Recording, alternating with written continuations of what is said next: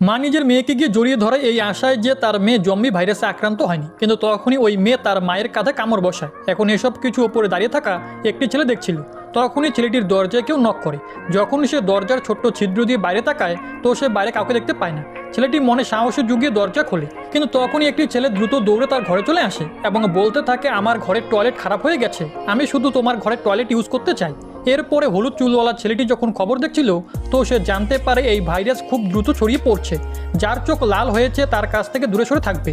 এটা শুনে ছেলেটির মনে পড়ে এখনই যেই ছেলে তার ঘরে ঢুকেছে তার চোখও লাল ছিল, যার কারণে ছেলেটি চাকু নিয়ে তাকে মারতে চায়। কিন্তু ওই ছেলেটি বলে না, আমি ভাইরাসে আক্রান্ত নই।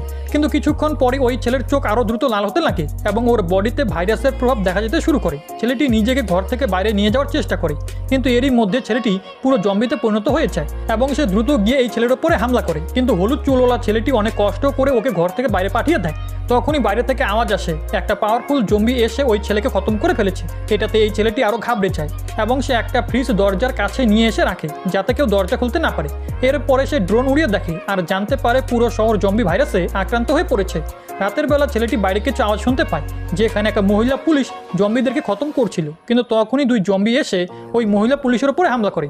মহিলা পুলিশ নিজেকে মেরে ফেলার সিদ্ধান্ত নেয়, কারণ সে এভাবে বেঁচে থাকতে চায় না। কিন্তু তখনই একটা জম্বি বন্দুক ছুঁড়ে দূরে পাঠিয়ে দেয় এবং একে টেনে নিয়ে যেতে লাগে। এটা দেখে ছেলেটি জোরে চিৎকার করে ওঠে, কিন্তু তখনই ওর ফ্রিজের দরজা খুলে যায়, কারণ বাইরে থেকে একটা জম্বি দরজাকে ভাঙছিল। ছেলেটি নিজের পুরো শক্তি লাগিয়ে ওই জম্বিকে আটকানোর চেষ্টা করে, কিন্তু জম্বি খুব পাওয়ারফুল ছিল।